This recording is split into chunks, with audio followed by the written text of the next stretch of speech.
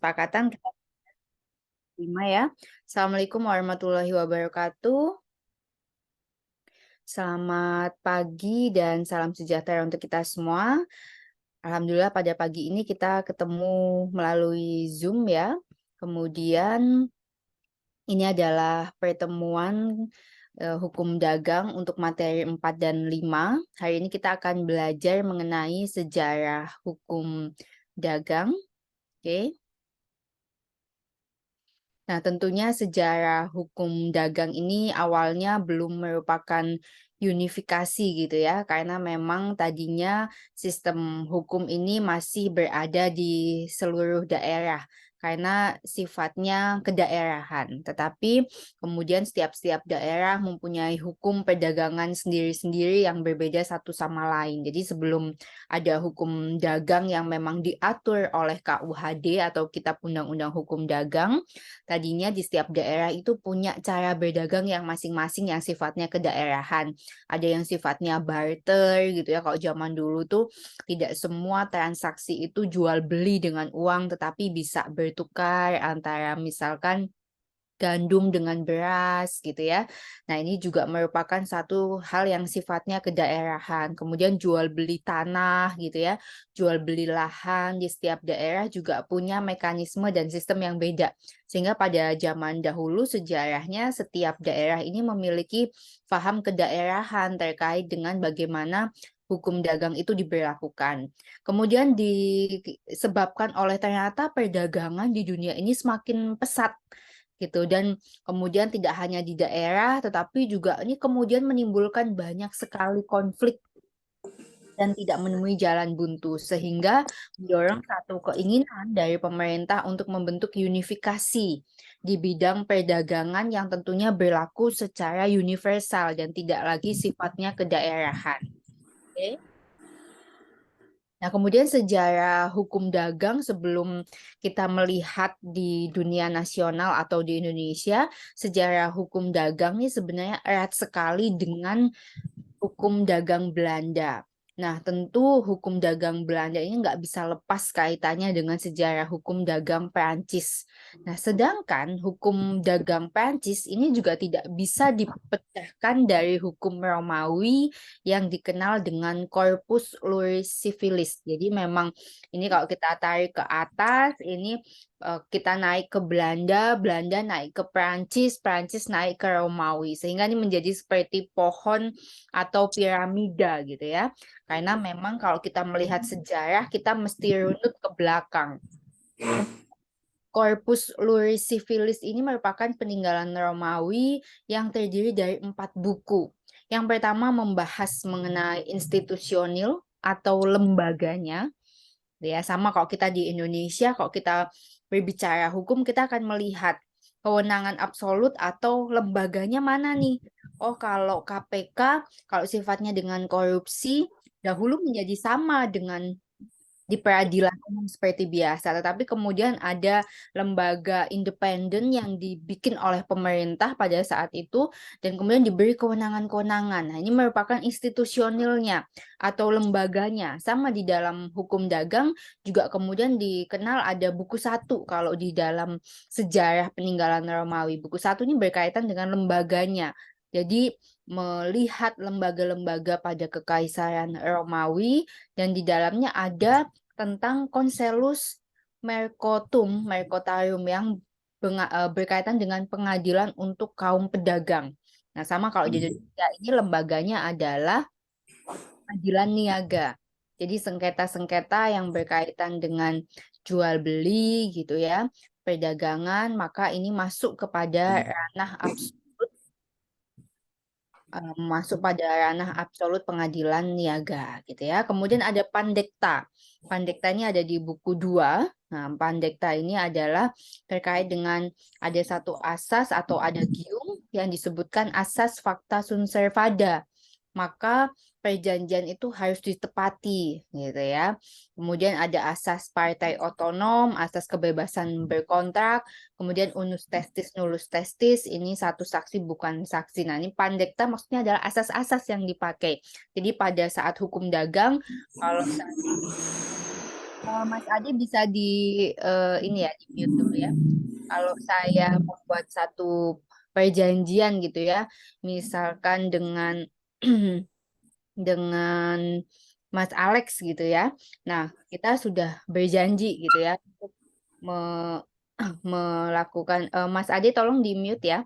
Kita sudah melakukan satu perjanjian untuk eh, jual beli lahan misalkan. Nah, ini tentunya sudah disepakati lahan yang akan dijual seluas 1 hektar, harganya katakanlah misalkan 1 miliar, maka asas pacta sunt servanda pada saat kita membuat perjanjian, maka dengan itu hukum telah berlaku sehingga perjanjian itu harus ditepati, pembayarannya dan penyerahan segala legalitasnya harus diserahkan dan harus diberikan pada saat tanggal di mana disepakati bersama. Kemudian ada yang ketiga, ada kodeks. Nah, kodeks ini merupakan aturan pasal demi pasal yang tidak memisahkan antara hukum perdata dan hukum dagang. Sama, kalau di Indonesia, kalau ditanya, berarti hukum dagang itu berdiri sendiri? Tidak. Di mata kuliah sebelumnya saya sudah menyampaikan bahwa hukum dagang ini tidak terpisah dari hukum perdata. Oleh karenanya, hal-hal yang sudah diatur di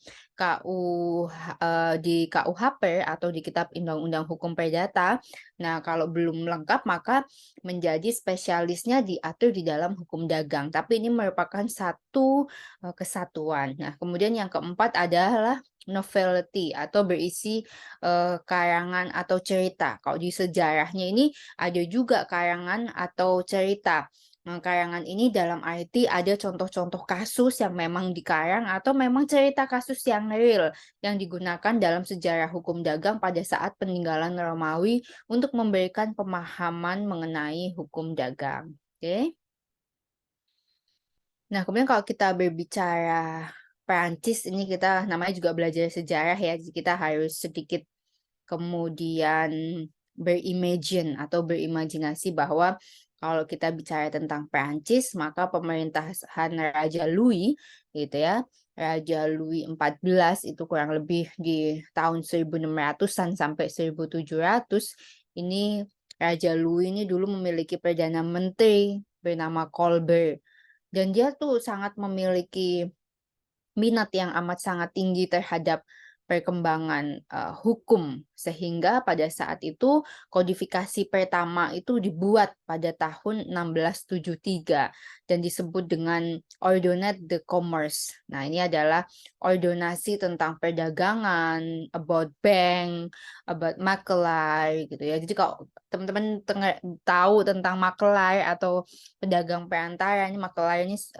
ini juga diambil dari bahasa Prancis ya, karena memang banyak sekali bahasa-bahasa yang kemudian masih digunakan dan menjadi sesuatu yang sifatnya umum. Kemudian juga ada catatan-catatan dagang, badan-badan usaha dagang, surat berharga gitu ya. Kemudian bagaimana perdagangan, kemudian ada pemisahan barang antara suami dan istri melalui Huwelijk over Homs. Nah, ini contohnya adalah adanya perjanjian pranikah ya. Kalau very common kalau di negara-negara lain kita dengar perjanjian pranikah. Jadi kalau misal Mas siapa nih ya kira-kira yang belum nikah. Misalkan ada Mas Rio nih nantinya mau menikah dengan calonnya gitu ya. Kemudian pada saat sebelum pernikahan ada perjanjian pranikah di mana salah satunya kemudian mengatur mengenai pemisahan harta.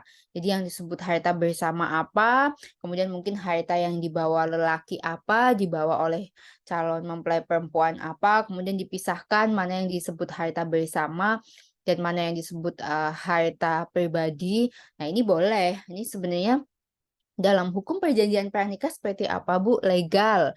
Yang pertama itu digunakan untuk mengakomodir konflik gitu ya. Sudah diatur terlebih dahulu, nggak ada masalah. Tetapi kemudian apa saja yang boleh diperjanjikan itu yang menjadi masalah. Bu, kalau boleh nggak? Kalau suami sama istri atau calon suami dan calon istri sebelum menikah mengatur, oh kalau ada yang selingkuh misalkan nanti yang selingkuh itu nggak boleh kalau akan bercerai dan kemudian kalau bercerai itu otomatis hak asuh anak itu akan akan mengikuti yang tidak selingkuh misalkan. Nah, itu tidak boleh diperjanjikan karena memang anak ini subjek hukum, bukan objek hukum. Jadi itu yang perlu dicatat saja. Bahwa perjanjian pranikah, perjanjian di dalam pernikahan, kalau udah yang sudah menikah mau bikin perjanjian nikah boleh, gitu ya. Nah, itu seperti apa boleh, tetapi hal-hal yang menjadi substansi atau isi perjanjian itulah yang harus sangat diperhatikan karena tidak semua hal itu bisa diperjanjikan dalam perjanjian pranikah atau perjanjian pernikahan. Nah, selain itu ada juga pernyataan pailit dan perkara-perkara dagang lainnya. Oke, kemudian di Romawi juga ditemukan adanya pengadilan khusus yang disebut Conselus Mercatorium itu tadi, yang memang digunakan untuk judge et counsel gitu, untuk mengadili masalah-masalah dagang, tetapi juga terpisah dari badan lain. Jadi kalau tadi Conselus Mercatum itu kalau di Indonesianya peradilan niaga. Tetapi di sana juga ada lembaga penyelesaian yang mirip-mirip seperti BANI di Indonesia atau Badan Arbitrase Nasional Indonesia. Jadi apa Bu bedanya pengadilan niaga sama arbitrase? Jadi kalau pengadilan itu sifatnya terbuka untuk umum. Kemudian juga nantinya kasus itu akan dipublish. Jadi orang bisa tahu semua. Tapi kalau arbitrasi ini hanya kedua belah pihak saja yang bersengketa dan sifatnya tertutup. Hanya boleh dihadiri oleh mereka yang bersengketa, juga putusannya itu sifatnya tertutup. Nah, artinya kalau di dalam bisnis, orang-orang di Indonesia, apalagi dalam perdagangan international trade, mereka will be choice the arbitration atau pasti akan lebih memilih arbitrase karena memang untuk bisnis, nama atau reputations really important things. Jadi kalau untuk arbitrase, untuk perdagangan-perdagangan yang sifatnya nilainya material pasti akan diselesaikan atau diselesaikan di arbitrase. Nah, kemudian sebelum masuknya hukum Romawi dan hukum dagang Prancis, ini ada juga gejala resepsi hukum Romawi. Ini adalah pemisahan hukum perdata dan hukum dagang. Jadi karena tadi kalau ditarik ke atas kita merujuknya ke Belanda, Belanda juga merujuk ke Prancis, Prancis nanti juga ke Romawi. Jadi kalau dilihat-lihat sebenarnya hukum kita ya bukan dilihat-lihat lagi, memang hukum kita berkiblat oleh mereka ya. Karena kita akan narik ke atas karena kita memang dulunya adalah negara jajahan. Oke, next. Ini kalau untuk Belanda gitu ya, karena kita dijajah Belanda, tetapi Belanda juga dulunya adalah jajahan Prancis. Jadi memang kondisinya agak berbeda, di mana telah terjadi pluralisme atau keanekaragaman di bidang hukum perdata. Sehingga hukum Romawi, Prancis, Belgia, Jerman gitu ya, dan peraturan raja atau gubernur ini dapat dibayangkan bahwa pluralisme itu telah menyebabkan tidak adanya kepastian hukum. Jadi kalau di Belanda dulu masih sangat pluralisme gitu ya karena memang kiblatnya atau karena dijajah oleh Prancis dan Prancis sendiri juga berkiblat sehingga jadinya agak crowded tapi juga sudah ada pluralisme sehingga memang secara kepastian hukum ini agak kurang kalau kalau pada saat itu ya. Oke. Nah, kemudian dalam di KUHD ya, kemudian di dalam KUHD Belanda 1820 ini telah direncanakan sebuah KUHD yang terdiri dari 3 kitab. Tapi juga di dalamnya tidak mengakui lagi pengadilan istimewa di bidang-bidang perdagangan. Sehingga perkara dagang ini kemudian diselesaikan di pengadilan biasa. Jadi kalau zaman Belanda dulu belum ada khusus sehingga masih diselesaikan di pengadilan biasa. Nah, kemudian dalam KUHD 1820 ini direncanakan nih ada 3 kitab tetapi dan tidak mengakui lagi pengadilan istimewa untuk menyelesaikan perkara di bidang perdagangan. Justru jadi kalau di tempat kita di Indonesia, kemudian di Perancis gitu ya, justru diinisiasi adanya pemisahan antara perdata dan dagang gitu ya. Perdata dan dagang dipisahkan, kemudian ada pengadilan niaga dan arbitrase. Tapi kalau di Belanda justru berbeda. Justru tidak ada keistimewaan lagi dan perkara dagang ini diselesaikan di muka pengadilan biasa. Oke.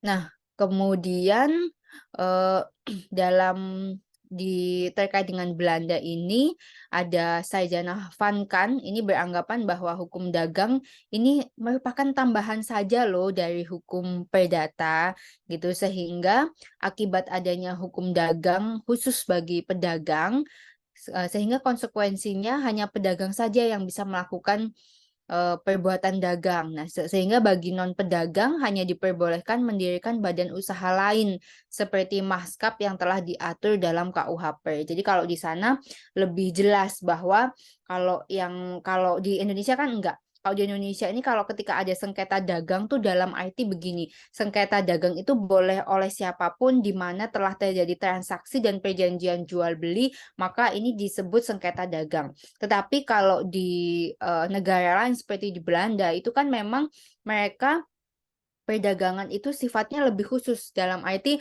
perdagangan itu sudah diklasifikasikan mana saja yang disebut perdagangan, kemudian mana saja yang kemudian bisa diselesaikan oleh, maskapnya gitu. Jadi beda dengan di Indonesia. Kalau di Indonesia sepanjang misalkan saya melakukan jual beli dengan Mas Samsul Arifin, maka ya itu kita sudah menjadi penjual pembeli. Saya berdagang, saya penjual, saya pembeli. Meskipun dalam hal ini saya tidak masuk klasifikasi seorang pedagang yang ada di dalam KUH, di dalam seperti maskap. Jadi sepanjang ada jual beli maka akan ada terbentuk langsung secara otomatis penjual dan pembeli. Tetapi kalau di Belanda enggak. Yang disebut penjual itu apa diatur betul di dalam maskapnya mereka. Nah, sehingga melihat keadaan tersebut, Molegraf dan Van Apeldoorn ini enggak setuju adanya diskriminasi hukum yang membedakan antara pedagang dan non-pedagang. Bagi dia, oh kayaknya aneh kalau pedagang dan non-pedagang ini klasifikasinya ditetapkan di dalam maskap, artinya menjadi sangat, kaku gitu ya. Kemudian akhirnya ini menyebabkan dicabutnya pasal 2 sampai pasal 5 KUHD tersebut, gitu ya. Sehingga, pendapatnya Van Kan ini dipatahkan oleh Van Apeldoorn dan Molegraf. Dan setelah itu, di negara Belanda juga akhirnya dicabut juga pasal-pasal, terkait dengan hal itu. Oke, next. Nah, ini kalau tadi kita bicara tentang Belanda, Perancis, Romawi gitu ya. Nah, kemudian kalau how about in Indonesia gitu ya. Ketika kita ingin memperlakukan hukum Belanda di Hindia Belanda atau Hindia Belanda ini Indonesia ya, ini ada dua perbedaan nih awalnya. Yang pertama adalah menginginkan agar seluruh hukum Belanda diberlakukan di tempat kita atau di Indonesia agar penjajahan di Belanda oleh Belanda di Indonesia ini bisa langgeng. Ini pendapat dulu ya, kan kita talking about the historical, jadi tadi saya sampaikan kita akan mundur ke belakang pola pikirnya. Tapi kemudian ada pendapat kedua, yang menyampaikan bahwa nggak setuju lah dengan ada asas konkordasi, maka seharusnya tidak asas konkordasi dilaksanakan secara utuh untuk Hindia Belanda atau Indonesia ya. Nah, sebab di masyarakat Indonesia itu sudah ada hukum yang hidup dan mengatur kehidupan masyarakat yang dikenal dengan sebutan hukum adat. Jadi, kalau pendapat pertama pengennya semua aturan yang Belanda itu ditetapkan di Indonesia. Pendapat yang kedua ya nggak mau lah, karena kan ada asas konkordasi dan di tempat kita ada hukum adat atau hukum yang hidup di masyarakat. Sehingga nggak bisa semuanya, tentu harus disesuaikan dengan culture dan kebutuhan hukum. Oke. Nah, pada kenyataannya tentu banyak sekali hukum Belanda yang tentunya sangat bertentangan ya dengan hukum adat kita gitu ya, sehingga, tidak ada larangan bagi orang Indonesia untuk menundukkan diri secara sukarela pada hukum Eropa. Dan akhirnya diakomodasi dan dibentuklah lembaga tunduk sukarela. Nah, jadi kalau waktu itu karena ada pendapat satu, pendapat dua, akhirnya diputuskan tuh di tengah-tengah gitu ya, bahwa ada lembaga tunduk sukarela, artinya kalau mau tunduk sepenuhnya oke, tidak sepenuhnya oke. Oh, Bu, berarti pada saat itu kepastian hukum itu belum benar-benar terjadi ya, karena memang masih ada konsensus gitu ya. Ya, karena memang kalau kita bicara tentang historical hukum tentunya ini akan mengalami perkembangan tidak seperti sekarang suka nggak suka ya kita harus mengikuti hukum yang ada. Kalau dulu masih ada namanya lembaga tunduk sukarela. Nah sehingga tapi kemudian akhirnya ada asas konkordasi gitu ya. Asas konkordasi ini yang melihat bahwa ketika mengadop satu hukum maka tentu harus disesuaikan, maka kemudian diberlakukan terlebih dahulu di Indonesia dengan nama Kitab Undang-Undang Hukum Perdata dan ada Kitab Undang-Undang Hukum Dagang. Jadi akhirnya kalau di Indonesia ada KUH Per, ada KUHD. Manakala sudah diatur di KUH Per, maka tidak ada di KUHD. Tetapi sepanjang diatur belum detail atau pendetailannya ini secara lebih spesifik ada di KUHD dan dipublikasikan pada tahun 1847 gitu ya dan berlaku di 1 Mei 1848. Makanya nanti teman-teman kalau baca KUHP, baca KUHD, bahasa terjemahan atau bahasa serapannya itu agak susah dipahami ya perlu dimaklumi karena memang ini produk yang sudah amat sangat lama gitu. Oke. Oke, ini untuk materi satu. Nah, selalu ada quotes ya.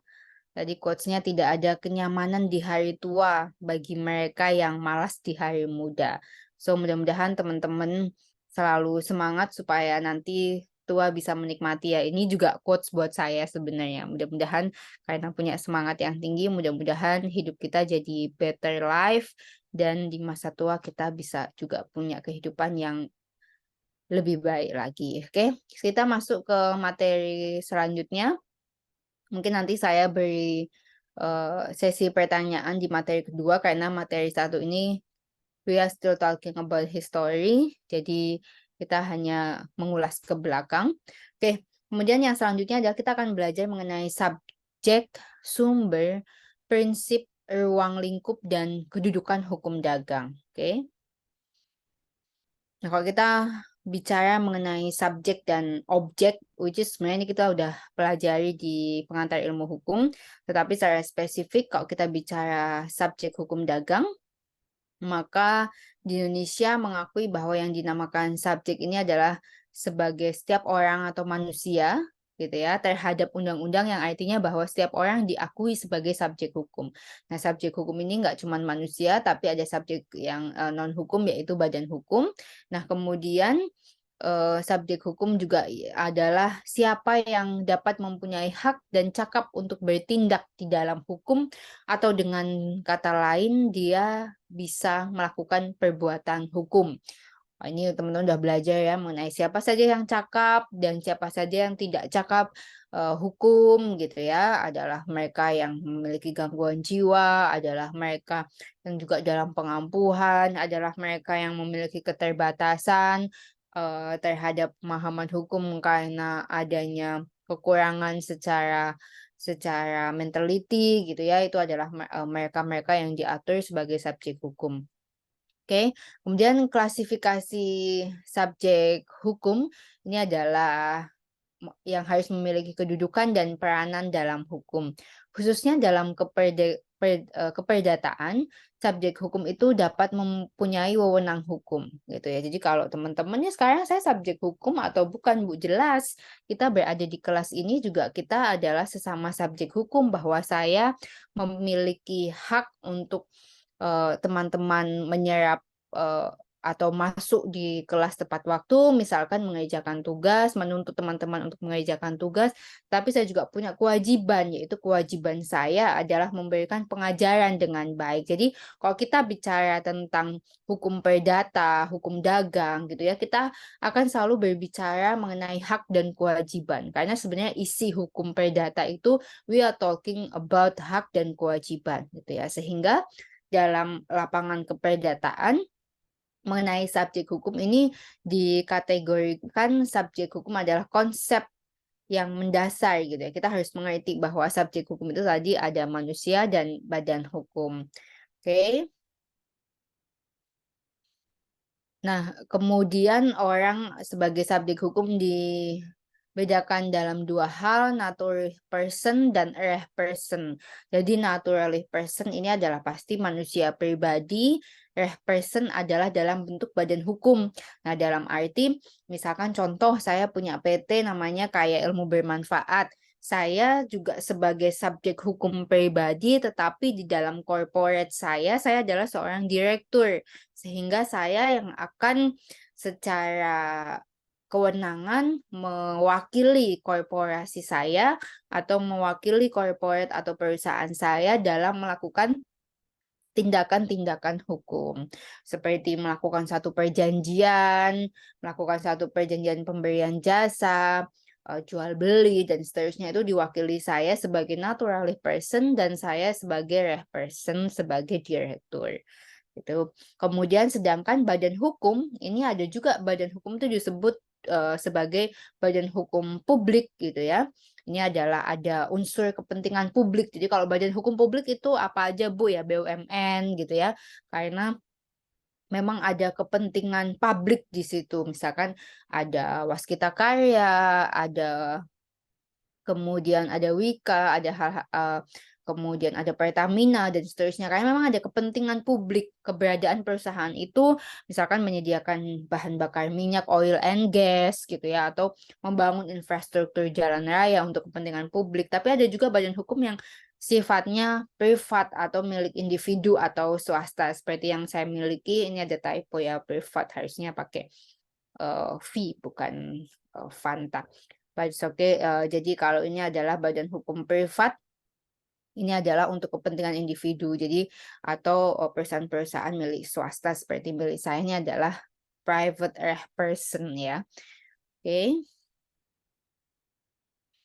Nah, kemudian ada prinsip hukum dagang. Ini untuk prinsip hukum dagang ini pada pokoknya tentu diperkirakan untuk bagi para kaum pedagang atau kopmanreh gitu ya, bahwa ini ada di pasal 3 KUHD lama, ini ada berbicara mengenai barang bergerak gitu ya. Padahal dalam lalu lintas perniagaan sekarang barang juga merupakan objek perniagaan. Nah, kemudian ada perbuatan menjual di KUHD lama tidak termasuk dalam pengertian perbuatan perniagaan karena ada bertolak belakang dengan pasal 4 KUHD lama yang menyebutkan bahwa menjual ini adalah termasuk dalam pengertian perbuatan niaga. Nah, jadi kalau kita lihat perbandingan KUHD lama dengan yang sekarang itu memang sudah banyak yang dirubah karena memang tidak relevan gitu ya. Dan bila terjadi perselisihan antara pedagang dengan non pedagang, muncul beberapa pendapat pemberlakuan hukum dagang. Oke. Nah, ini ada kalau kita lihat menurut Hageman Rahleman ini hukum dagang baru ini berlaku bila tergugat perbuatan yang dipertentangkan adalah perbuatan perniagaan. Nah, jadi kalau dulu ada KUHP, ada hukum dagang, kemudian secara jelas disampaikan kalau yang masuk dalam KUHD ini tentu pasti yang sudah jelas mengenai terkait dengan perdagangan. Karena kalau KUHP ini kan sifatnya masih umum ya. Ada tentang perbuatan hukum suami istri, perjanjian, kemudian ada hutang piutang apa. Tetapi kalau di KUHD kemudian secara jelas di dalam prinsip hukum dagang ini harus terkait dengan perdagangan. Di spesifik mengatur tentang perdagangan gitu ya awalnya. Nah, kemudian ini karena HR ini menganggap bahwa perbuatan non dagang juga masuk, maka dianggap pendapat HR ini pendapatnya ini telah melanggar prinsip hukum dagang bagi pedagang. Dan pendapat ini bertitik tolak pada subjek hukum di pihak tergugat. Nah, ini kita karena bicara sejarah ya di Indonesia. Jadi akhirnya kalau semua hukum perdata masuk hukum dagang juga, jadi nggak match dong gitu ya. Kemudian ada lagi pendapat kedua yang menyatakan bahwa hukum dagang ini berlaku kalau perbuatan yang disengketakan oleh kedua belah pihak ini merupakan perbuatan perniagaan. So, the only talking about perniagaan maka ada di KUHD. Nah, kalau ini bertolak belakangnya pada objeknya, sedangkan kalau yang pendapat pertama tolak belakangnya pada subjeknya. Nah, sehingga dari keduanya itu kita melihat bahwa prinsip hukum dagang bagi pedagang ini tidak dapat lagi dipertahankan dalam situasi saat ini. Karena pedagang berpeluang melakukan sengketa dengan siapapun termasuk yang bukan pedagang. Nah, itu tadi ya, hampir sama dengan yang di Belanda. Akhirnya kodifikasinya ya sepanjang ada transaksi maka automatically akan ada pihak yang disebut penjual dan akan ada pihak yang disebut pembeli. Oke. Nah, ini adalah kontrak atau ruang lingkup hukum dagang. Nah, adapun ruang lingkup hukum dagang ini banyak ya macamnya. Ada kontrak bisnis gitu ya. Saya melakukan bisnis dengan Mas Dian Maulana misalkan, ya kan. Kemudian kontrak bisnis, ada jual beli gitu ya, ada bentuk-bentuk perusahaan, ada perbuatan go public dan kemudian ada pasar modal nih pekerjaannya Mas Oke kayaknya nih ya terkait dengan, Pasmod, kemudian ada penanaman modal asing gitu ya, ada banyak sekali perusahaan-perusahaan milik asing atau PMA, sekarang kita lihat ada Huawei, kemudian ada Tri, ada kalau di bisnis kalau di, publik tuh kan ada Telkom gitu ya, tetapi kalau banyak, pesaingnya ada Huawei, ada Xiaomi juga ya karena ada main di telekomunikasi juga. Kemudian ada kita juga kalau lingkup hukum dagang juga bicara tentang kepilitan, likuidasi ini teman-teman yang kepingin jadi lawyer pasar modal nih nanti pasti akan berbicara tentang kepilitan, likuidasi, merger and acquisition gitu ya. Untuk teman-teman yang bekerja di perbankan juga ini tentunya ada perkreditan, pembiayaan, jaminan hutang, SB atau surat berharga gitu ya.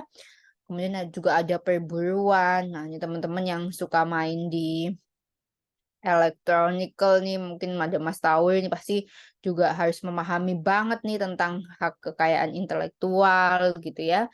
Kemudian ada juga terkait dengan anti monopoli, konsumen, keagenan distribusi, asuransi, mungkin teman-teman ada yang bekerja di bidang asuransi gitu ya.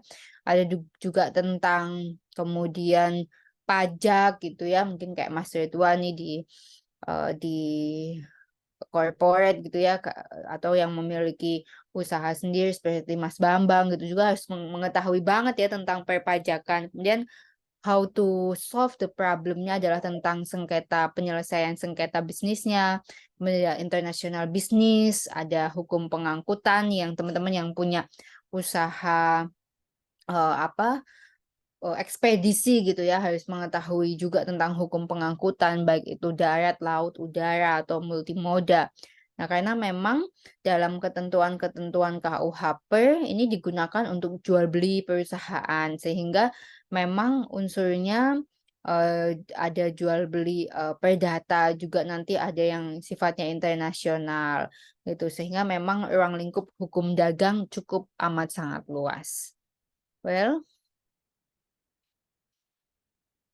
nah, KUHD ini terdiri, yang berlaku saat ini ada buku tentang, dagang, ini terdiri dari 10 bab, yaitu pasal 1 sampai pasal 308 KUHD, dan buku 2 ini tentang hak dan kewajiban yang ditimbulkan, ini ada di, 13 bab, pasal 309 sampai 754. Bab 8 telah dihapuskan. Nanti jadi kita kalau, I hope after gitu ya, kita bisa belajar di kampus sehingga nanti teman-teman wajib membawa KUHP dan KUHD. Nanti saya akan sounding, juga mudah-mudahan buku saya sudah selesai, jadi nanti teman-teman juga, bisa menggunakan buku itu sebagai panduan gitu ya, yang pasti KUHP dan KUHD ini menjadi wajib untuk dibawa. Oke, selanjutnya. Ini adalah sistematika hukum dagang. Jadi KUHD yang berlaku saat ini tentu udah mengalami beberapa kali perubahan gitu ya, dengan tadi dihapuskannya beberapa pasal lama gitu. Kemudian secara rinci di dalam KUHD juga ada tentang pedagang pada umumnya. Ini juga dianggap nggak sesuai lagi karena dianggap banyak kelemahan-kelemahan sehingga kemudian dilakukan beberapa perubahan yang disesuaikan dengan kebutuhan berhukum di lingkup hukum perniagaan. Oke, selanjutnya. Nah, kemudian dalam sistematika hukum dagang ini ada istilah perusahaan ya. Jadi kalau sekarang kayaknya very common we are talking about corporate gitu ya. Nah, ini juga sebenarnya sudah ada dari zaman dulu gitu ya di 930-an gitu ya. Kemudian istilah perusahaan ini diawali dengan ditemukannya beberapa kali kekurangan dan kelemahan di dalam KUHD. Sehingga istilah perusahaan ini tidak dapat dirumuskan secara eksplisit dalam istilah pedagang atau perbuatan perdagangan. Nah, kemudian akhirnya ada Undang-Undang PT ya, yang di Undang-Undang 42 2007 gitu ya. Kemudian hal-hal lain ada kemudian terkait juga dengan CV, firma dan seterusnya. Karena memang di dalam usaha bentuk badan usaha juga terus berkembang. Oke. Bahkan kalau sekarang tuh ada perseorangan ya. Oke, mungkin itu ya kita belajar mengenai sejarahnya, objek subjek gitu ya, kemudian mengenai ruang lingkup dari hukum dagang. Ya mungkin sampai sini ada pertanyaan teman-teman semua terkait dengan hukum dagang karena memang tentu hukum dagang ini banyak related dengan teman-teman yang saat ini bekerja, yang sudah bekerja ya. Mungkin ada pertanyaan, silahkan. Cukup jelas atau cukup ngantuk? Halo, apakah suara saya Cukup jelas, Bu. cukup jelas ya? Apakah ada pertanyaan? Cukup jelas, Bu. Oke. Siap, Bu. Belum, Bu. Belum ya? Yang lain bagaimana? Cukup? Cukup, Bu. Jelas. Oke. Kalau tidak ada, kita Cukup jelas, Bu. bisa open cam ya untuk evidence. Oke, Mas Holik bisa bantu? Halo, Mas Holik.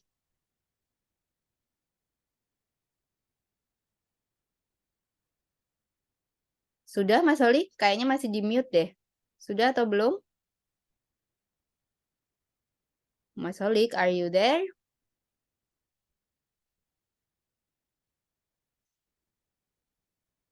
Atau ada yang bisa screenshot kan ya? Saya screen.